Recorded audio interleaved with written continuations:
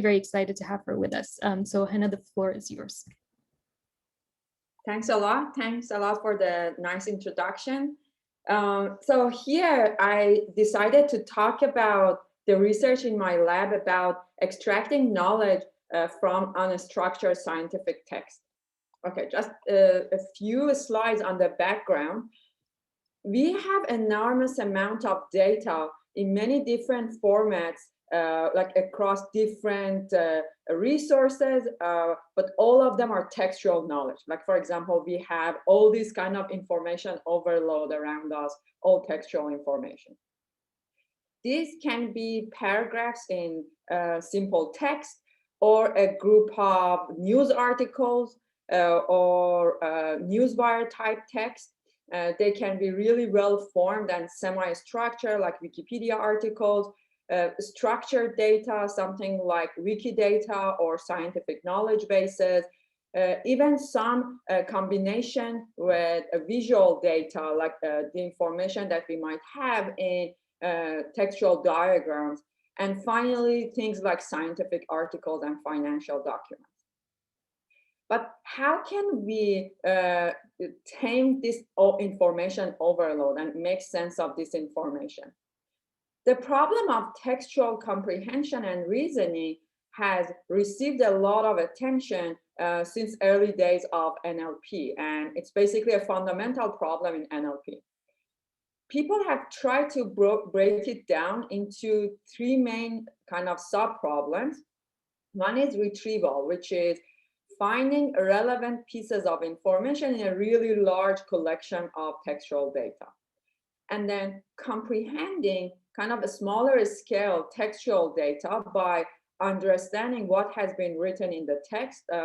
I'm using the term understanding in a kind of very vague way right now, and it will become more clear later in the talk what I mean by comprehension, at least for this particular talk. And then reasoning, how can AI algorithms can connect,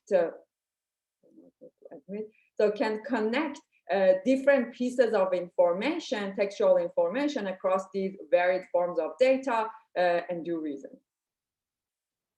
To address all these tasks, we need some sort of interaction between many different sub areas of AI, focusing on different problems like extracting knowledge, question answering, and reasoning, as I mentioned.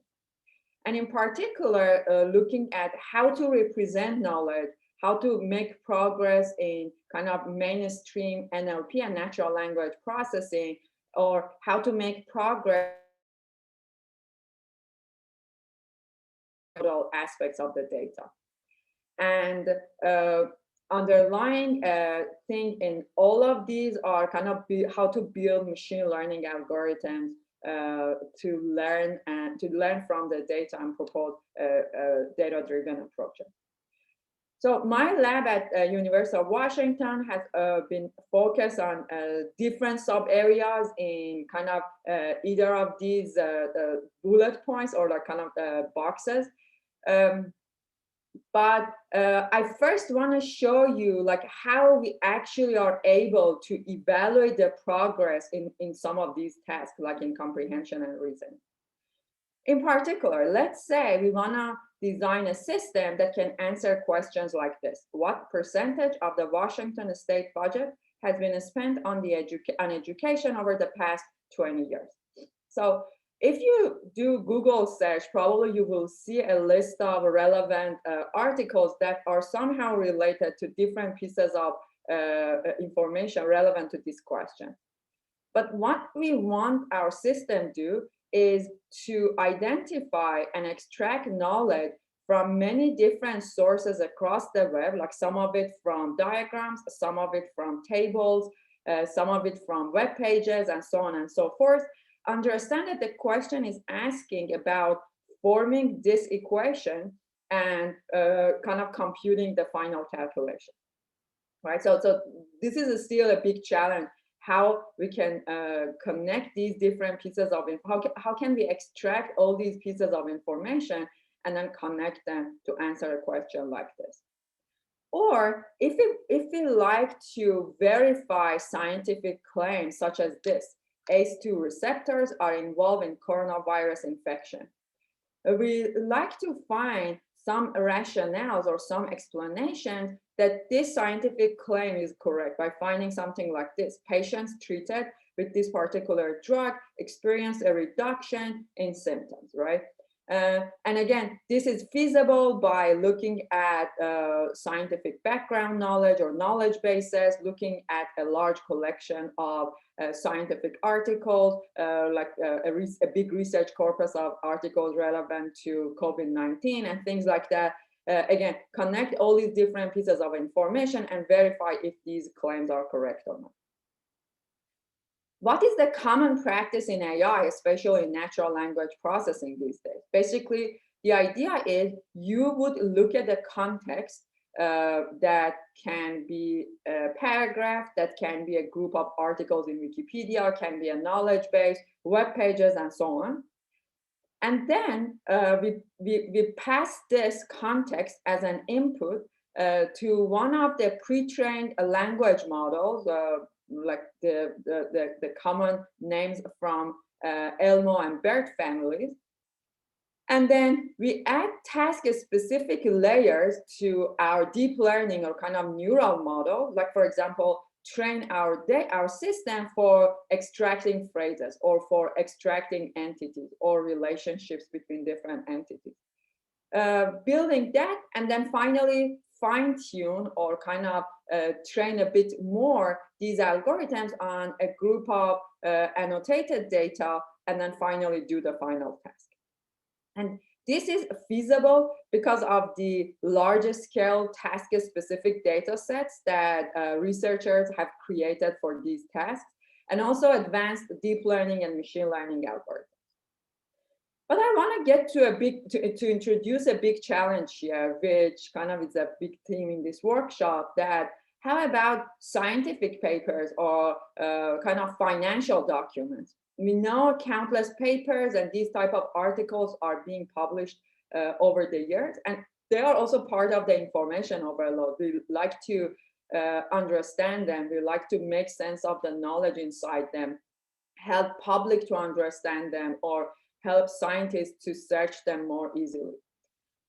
But it's much more challenging to deal with these type of scientific articles. And the big challenge is annotation is hard. In order to kind of understand these documents, for example, we might extract the entities, relations, and how they are interacting with each other. But in order to make labeled annotation for these tasks, we require experts in a specific domains, right? So for example, if we are looking at computer science domain papers, we need computer science experts. If we are looking at biomedical data, we need annotations from medical experts. And there are a lot of technical terms and unknown vocabulary, which kind of make it really challenging for direct applications of our current larger scale pre-trained language model. Okay, so how can we solve this? I want to try to talk about two important tasks in this domain. One is understanding scientific papers by extracting knowledge from these papers, by extracting the important concepts, in particular entities, and how they are related with each other, and kind of labeling their relation types. And also on another task of verifying scientific claims and scientific fact-checking, where the idea is, given a scientific claim, can we say these particular documents, are they verifying this claim, or are they refuting this claim? So hopefully I can get to both topics, but for sure I'll present the first part of the talk. Okay, extracting scientific knowledge from large collection of unstructured text. Let me first define the task a bit more carefully. I've seen that there are a lot of discussions in this workshop about how to extract entities and their relationships given unstructured text. But here we want to define this for extracting scientific knowledge. And it's much easier to explain it over kind of CS type papers, or especially papers in NLP. Let's say we have unstructured text, like this paper that I'm just showing you. And the goal is to find out what are important entities or important concepts that are introduced in this paper, and then give them some entity types, like what is the task that is being addressed in this paper? What is the specific method that is used for that particular task? Or what are the data sets, metrics, and so on? And then the relationships between these entities, like this method of semi-supervised neural tagging, is used for scientific information extraction in this paper. Or these are evaluated on this particular data set. And there are many different concepts here, like the entities, like the spans of text that are related to specific concepts, the relations, how two entities are related with each other, and events, how kind of how about the NRE relationships that exist between different concepts within a document. In particular, I'm going to present our general framework that is a multitask learning framework for knowledge extraction. We call it DIG. And then some smaller scale data sets that we've built for understanding text in scientific domains across CS domains and COVID-19 articles. And then use case of our framework in searching and retrieving information from COVID-19 articles. Okay. So our first effort is to build a general purpose system for extracting knowledge from documents, right? And in particular, we show its use case in scientific documents. Our framework is a multitask learning framework that identifies entities, relations, and events, like it's trained together to identify all these three categories. It achieves the state-of-the-art results up to last year, I would say, on different tasks from general purpose news type text to scientific text. And the main challenge that we are trying to address here is how to take full advantage of the labeled data that is usually scarce in a lot of these domains, in particular in scientific domains. And these are a list of papers that, like, we try to evolve the work by kind of first simplifying versions of it, but only working on entities and relations. Then we started introducing events and so on. So I'm just representing the final product here. Okay. Let me first explain a little bit more challenges, especially modeling challenges that we need to deal with when we are looking at scientific text. Okay. Overall, extracting information is challenging, but we've seen a lot of great progress for general domain, mainly because we have a lot of annotated data. But it's actually much more challenging for scientific data, especially because we have limited data annotation. On top of that, there are a lot of cases that we have overlapping and nested entities. Let's look at this particular example. We see that IL-2 is a protein name, and then this bigger phrase is the whole name of the DNA, right? IL-2 gene promoter region. Or T cells are a specific type of cell, but then when we look at this whole phrase, it's actually a cell line, right? So how can we identify these nested entities and label each of them as entity? The previous efforts mostly look at sequence tagging models, but that's going to be very challenging when we deal with these type of nested entities. Another important challenge in especially scientific type text is long-range dependencies, because in a lot of cases, the relationships that exist in scientific domains are kind of more complicated. It's hard to present all these relations within the boundary of one sentence. Therefore, what researchers do when they write scientific papers, they usually break them into multiple sentences, we all do, and then use pronouns or kind of acronyms or even other types of references to show these kind of long range dependencies. Like here, there's CCRs and category co-occurrence restrictions are all talking about the same specific entity. but the relationships that exist requires cross-sentence context to understand all these different types of relationships. Okay. So our purpose is to build a model that specifically tries to deal with these two important modeling challenges. And this is kind of the different layers in our DIG model, where it starts with the input model, like contextual model of the input, enumerating the spans, updating the entity representations or span representation, and then finally the task classification, which I'm gonna go into their detail right now. The main modeling idea is we would like to model extracting knowledge as classifying different spans of text as if they are entities or not, are they related or not, are they parts of an event relationship or not. And then we've done a lot of analysis of understanding how we can leverage different contextualizations, like how we can use pre-trained language models to obtain better representations of spans, and then how we can use cross-sentence relationships to update representations of spans such that we can do a better job, especially in identifying relations and events. Okay. So here is the model. Basically, the input are sentences. And what we do is we do a contextual encoding. I use it as contextual encoding because like our model currently uses BERT pre-trained language models, but it can be replaced with any other pre-trained language model that like is doing better in that specific task that we are dealing with.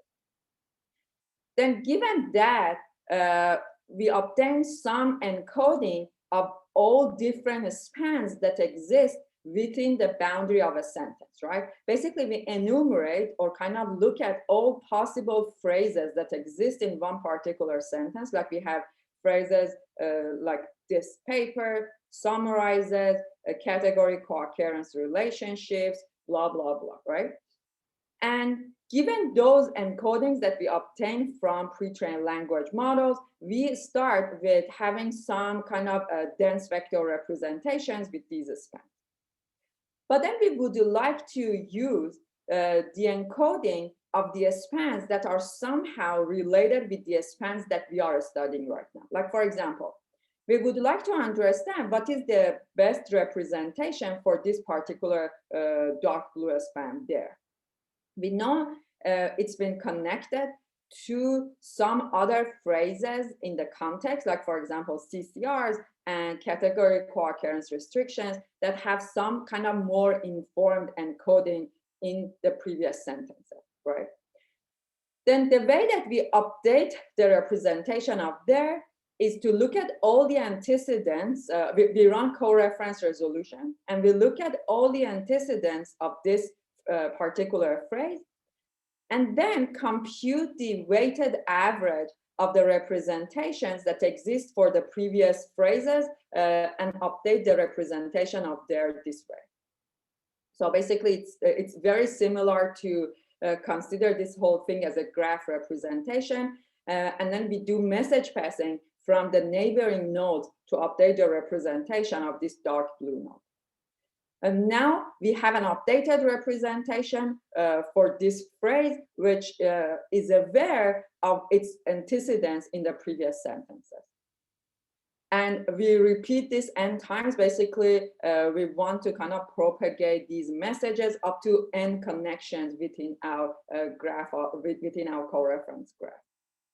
We do that for relations as well. Basically, we know, for example, this relation exists, or up to this point of the training, we expect this relation exists in the system or in the text.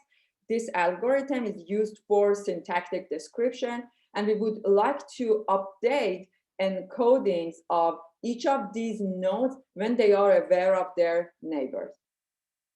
Again, we repeat this m times, and this way we're gonna encode within context, within sentence context, and now a lot of messages are being passed within sentence. And finally, we do the same graph propagations to update encodings of phrases for events.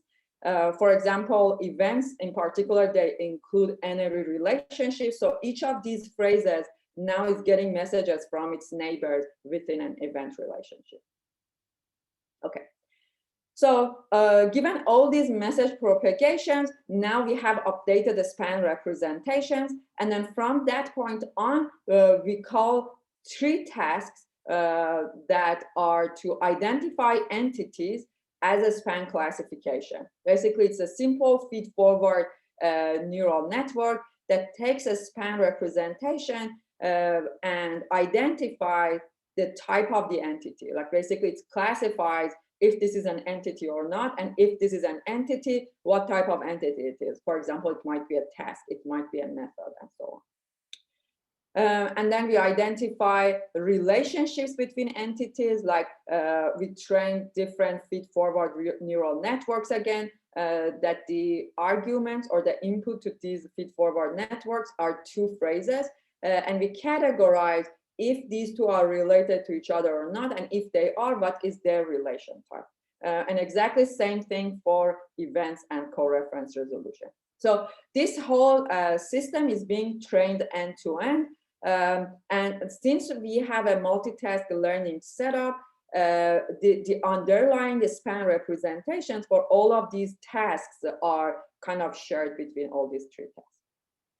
Okay.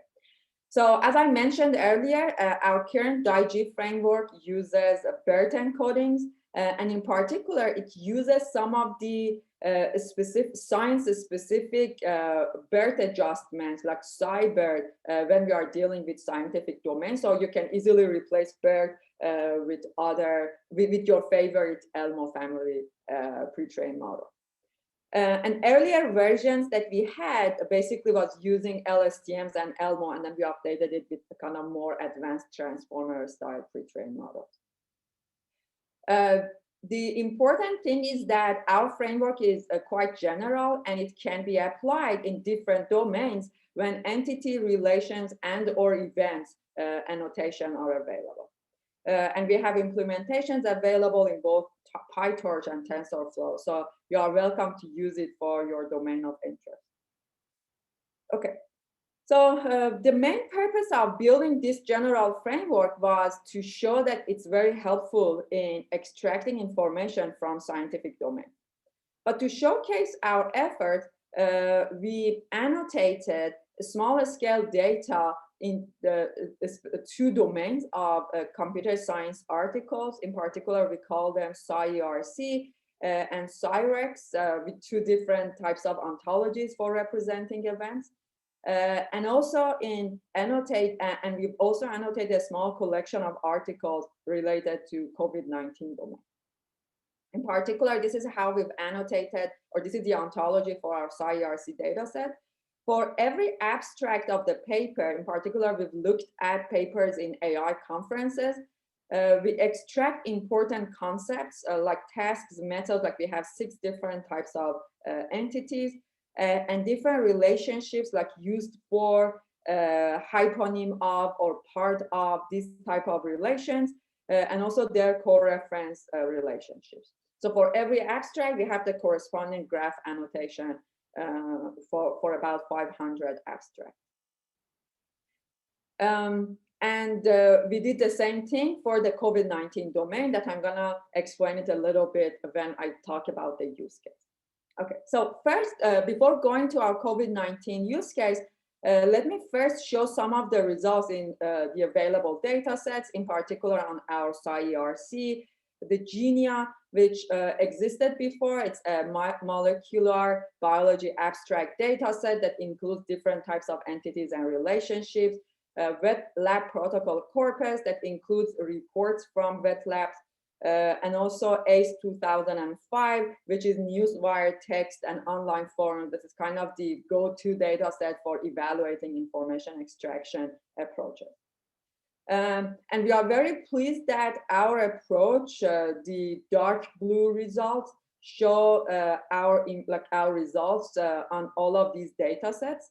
Specifically, as you can see in the named entity recognition, we achieved more improvements in our two scientific type data sets when annotated data is much smaller compared to the others, especially SciERC and GENIA.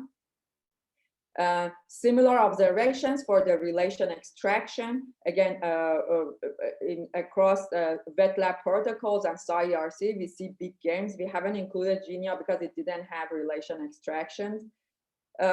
So we saw big improvements in scientific domains. We also observed event trigger detection, see improvements in the ACE data set, and also identifying the event argument. So far, kind of relatively good news that our system is able to extract related information from these different types of articles. Now, I want to showcase the use case of DIGI in extracting information about COVID-19 articles. COVID-19 articles pose different challenges compared to standard scientific documents. And the important challenge is there are a lot of papers being published every day about COVID-19, and they are in fact very interdisciplinary, right? Because there are many researchers focusing to make some improvements, some advancements in this domain. So we have topics in kind of microbiology. We have topics in how to use AI in drug repurposing. So there are many different types of relationships and methods are being presented in this kind of big corpus of COVID-19 article. But for medical doctors, right, in order to understand the relevant research, it's even hard for them to go and understand and read all these papers because especially it's a lot, and also expertise in all these domains is not possible. So how about this? Can we build a useful kind of knowledge base that it makes the medical doctor's life easier to go and retrieve relevant information and find kind of related documents, so kind of more advanced search for extracting information from COVID-19 articles. The type of queries that the doctors might have could be something like this, like what type of AI algorithms are being introduced for kind of drug repurposing? Or does he destroy SARS-CoV-2 virus? Or what blocks viral bindings? Or what is the effect of COVID-19 in the economy? And there are, if researchers search with these type of phrases, we would like our system to output something like this, that there is a deep learning framework for design of antiviral candidate drugs and so on, right? To find the relevant articles that does some of those effects or some of those combinations that I just talked about. Okay, but again, this we can think of using DIGI to extract important information, important concepts and relationships between these topics and build a knowledge base of all these entities and their relations. But in order to use DIGI or any other information extraction system, we require annotated data. Annotating data is challenging for scientific domain, even more challenging for COVID-19 article, because it requires expertise across many different domains. And it's in fact really challenging to define an ontology to define these type of relationships between articles, between different entities. Our solution is to build a general purpose ontology that sits somewhere between closed information extraction and open information extraction. In particular, we noticed that a lot of these different topics that are all interacting with each other in COVID-19 papers are all talking about different mechanisms or different scientific mechanisms, right? Where you can very broadly define a mechanism as a relationship between different concepts, different scientific concepts, right? Where these scientific concepts can be biomedical concepts, or they can be computer science concepts, right? And therefore, it allows us to make the task of information extraction from these type of interdisciplinary documents much easier, because now our ontology is more kind of general purpose and more open. So we define this unified language for representing relations. It is broad and it is generalizable to other domains. And at the same time, it is expressive and informative and allows searching different knowledge bases. And at the same time, it's relatively easy to annotate. So a little bit more detail. In particular, what we've done is to allow having free-form entities for the subjects and objects for our mechanism relations. And we only look at two different types of relations, either direct mechanism or indirect mechanism. We mean a mechanism is direct when they are kind of representing things like activities and functions, like a virus binds to the cell, or vision algorithms can be used for detecting masks. And we call them mechanisms to be indirect when we are talking about their influences or their causes or their associations, when we are looking at these type of mechanisms, like a general anesthesia caused some sort of complication. And this is our data set. It includes about 2,000 annotated relations. And the relationships that we found in our data varied across many different domains, including computer science, math and engineering, biomedical method, to virology, microbiology, genetics, or even social and public health. Then we trained our DIG model for extracting relations from these articles in COVID-19. Very similar architecture. We didn't change the architecture much. We just used the new annotation and mechanism relations. And then we evaluated the precision at K for the extracted relationships, right? This is the important concept, because we would like to extract the very highly confident relations from these type of scientific articles, so it allows easier search for our medical doctors. In particular, the blue line shows the precision at K curve for our algorithm when it is trained on our data set. And as you can see, for different numbers, for varying different numbers of K, the precision at K is generally high, like about more than 80% precision. Now that we've convinced ourselves that if we set the threshold high enough, the type of relationships that we are extracting are highly precise, we basically apply our DIG algorithm on many different documents that exist in corpus of COVID-19 articles, and extract small scale graphs from each of these documents. And then we kind of normalize the underlying entities and merge all of them and build a really large scale scientific knowledge base that includes about 1.5 million relations. And that overall, the entities that are being used in either of these relations are free form and they are generic. And the types of relationships that we are looking at are direct, indirect mechanisms. Then we try to evaluate the utility of such extract of our knowledge base. Basically, the way we evaluated, we designed some queries, something like a viral mechanism search, some questions like, can coronavirus live in warm climates, where we form a search query like this, coronavirus, warm climate. We are looking for different mechanisms that these two are related with each other. And also some other queries, such as applications of AI in COVID-19, where the query includes subfields of AI as one argument and kind of blank for the second argument. So we are interested in finding those types of articles. And then we used human evaluation to see how accurate the extracted relations are, or the extracted kind of articles are.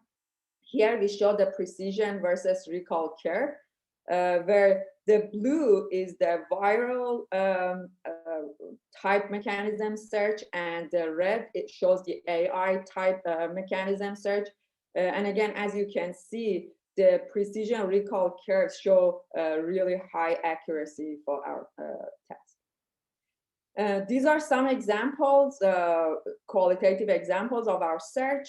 Like the query asks about warm climate and coronavirus. How are they related in these types of articles? And we found articles like this. Experimental data showed that coronavirus survival was negatively impacted by ozone and high temperature. Or let's look at the second category of AI type search, which is the query looks like something like this. Convolutional neural networks, how are they shown effective results in the COVID-19 literature? And we see something like this. 3D patch-based convolutional neural networks were trained to predict conductivity maps from B1, blah, blah, blah, okay? So our extracted knowledge base with kind of a little bit modified search algorithms showed good initial search results. But we tried to do another study with actual medical doctor. Basically, we asked a specific medical doctor to write down a set of pre-designed queries, and then we asked them to use our extracted knowledge base and their go-to data like knowledge base, which is PubMed database. And remember, the PubMed database has really nice interface, and it's something that they are much more comfortable using when they want to search to find relevant articles and things like that. And then we ask them to fill exit questionnaire of how useful our knowledge base was versus PubMed. And the questions were designed of 7-point Larkert scale type questions, and then we normalized them. We asked 16 questions that's about the system usability, and 5 questions about how to evaluate the overall search results. To really our surprise, they actually liked our system much better, like our knowledge base much better, almost across most metrics, right? So in searching, utility, the interface, and overall, they found it very useful to search this type of COVID-19 articles using our extracted knowledge base.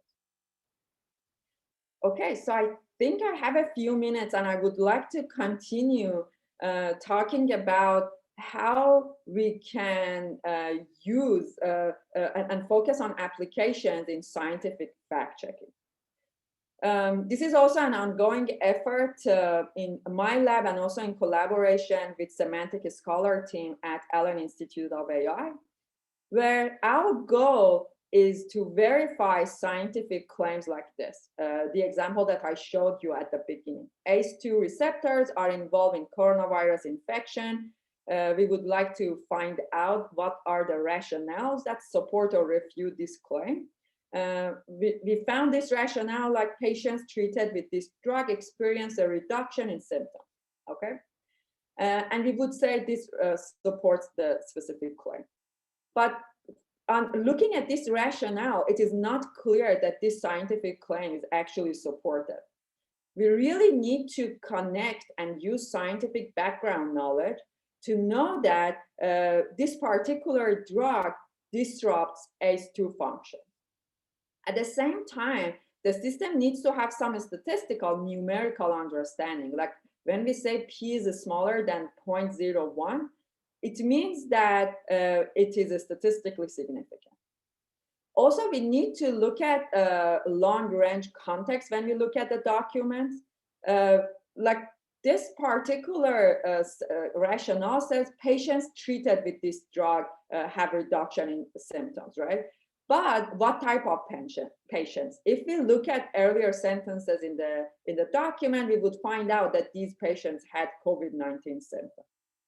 And then finally, we like to look at the causal and effect relationships where disrupting reduces symptoms. And then these types of ACE2 is involved in the infection, right? So we need to follow this chain of reasoning to figure out, oh, these are actually related. And therefore, this whole scientific claim is supported. Okay.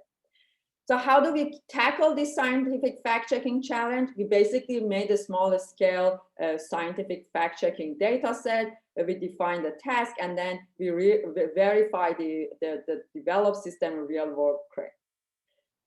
The important challenge again here is how to collect data for scientific claim checking. It's really challenging to collect natural scientific claims, right? Because it's hard to even ask scientists to write down to write down a few scientific claims. But we noticed a big clue, which was citation contexts often express some claims about the paper that they are citing, right? And then the evidence or the rationale for that claim can be found in the second paper. And that was basically our clue for forming this data set, where we look at the citing paper, we look at the related work section and look at kind of the formats where the references to previous work has been mentioned. Then we try to simplify those sentences because they are overall really complicated. We asked human annotators, they were kind of biology students, to rewrite those sentences in atomic facts. And then we look at the corresponding documents, and then we see if they are supporting or refuting the given claim. And we did a bunch of kind of verification and annotation with our annotator for this test. This way we collected our SciFact data set that compared to previous kind of a standard scientific fact, like general domain fact checking data sets is small because it requires manual annotation. But for the purpose of evaluating and designing systems for scientific fact checking, it's actually really helpful. It includes about 1.4K claims. Compared to the SNOPS data set, which are a collection of natural claims in political news, and FEVER, which is simulated or kind of artificial claims taken out from Wikipedia for kind of general domain claim checking. Okay, so the task that we have defined here is as follows. Given a scientific claim, we want to build a claim verification system that finds abstracts in scientific articles and the corresponding rationale sentences that support or refute a claim. The modern pipeline is quite simple. We basically look at the claim, we retrieve the relevant abstract to this particular claim, and for given abstracts, we use the pre-trained language models that checks whether a sentence is a potential good candidate to be a rationale or not. And then given rationale sentences, again, we use the BERT family pre-trained language model to evaluate if they are supporting or refuting. And these are the results. So the numbers are quite low, and I invite the community to work on this challenging problem. We are getting about 46% accuracy at like F1 score and verifying scientific claims. And the challenge starts with, okay, retrieving the relevant documents and finding out what are the rationale sentences and what are the labels. So this third column, the identifying the claims or the labels, that is much easier if, for example, we know the gold rationale, but the full pipeline is still a big challenge. And this is a recent work published at EMNLP, and there are already progress in this data set from other universities. Okay, so I would stop at this point. I think I'm done. So thank you very much. Thank you. Thank you. This was a really amazing presentation. We have time maybe for 1 to 2 questions. I want to remind everyone, if you have questions, you can type them into the chat box on Zoom, or if you want to ask it over audio, remember to unmute yourself. There's also Rocket Chat on the AAAI website. If you're logged in, you can use Rocket Chat as well. Any questions online? This is Asan from RBC. I'm Director of AI there. It's a bank in Canada. First of all, I love the presentation. Thank you very much. Yeah, I noticed in one of the earlier designs of your original general method, you had some sort of auxiliary target values. Were they for you had I think one for syntax, if I'm not mistaken, something, and were you predicting syntactic classes in order to refine the representation? Was that a target? Because I saw there were two, but they were not they were not related directly to the final target.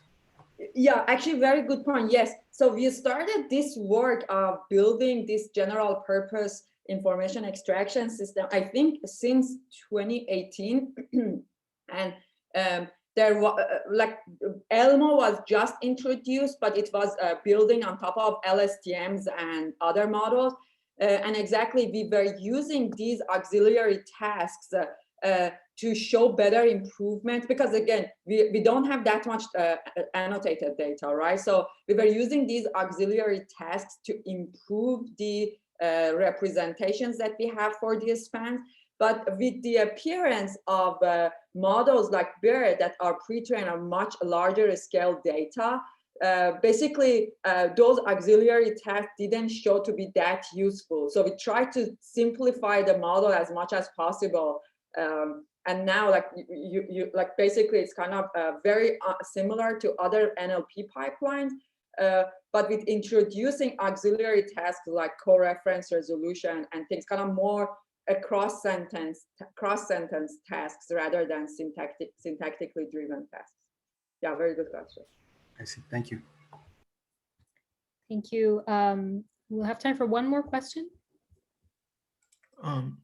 Hey, Hanna, great talk. I have a question about your notion of general relations, where you said which could potentially be used across the domains.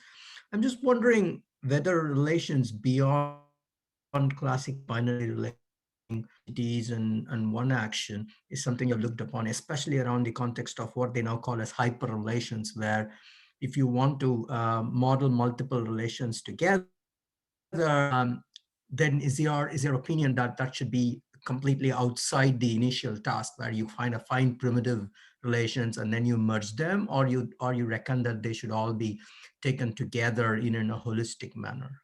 Yeah, very good question. I would say I don't have a good solution. I can tell you what we have tried. So following previous work, I would call these n-ary relations as something like event extraction. Following previous work, we try to break down, like, first of all, you can easily do n-ary relation classification, right? So basically now your the input to your model, to your feed-forward networks at the end would be like maybe 5 arguments if you are talking about five-ary relations, right? And then you would do a final classification at the end, right? So that can be the end approach, right? But most likely we don't, like, the training data would be sparse, right? So following previous work, especially in event extraction on the ACE data, we try to break down these into a group of binary relationships, like super simplifying assumption of identifying the event types. Like, for example, in ACE data, there were like bombing events, right? Or something like that. And then how the event type is related to each of the arguments, like event type argument 1, event type argument 2. So now you have kind of the center of the event, and then its relation to all the other arguments of the event. Therefore, you're gonna do a few new binary relationship classification, right? So, so this is basically what worked best for us in the ACE domain. It was to our surprise. So I don't know if it was because of the data, or really it's challenging to, or I mean, lack of enough training data for those 5-area relationships. In fact, we tried something similar to another scientific type data. We call it CIREX. that tries to extract salient entities from the document and like their overall relationships, like what is the main data set of the paper, what is the main method of the paper, and things like that. How are they all related with each other? Again, in that scenario, doing a few kind of multiple binary relationships and then do constraint satisfaction problem at the inference time worked best for us. Yeah, I don't have a good solution how to make better improvements. Very good question. Thank you very much. I think with that, we'll wrap up our last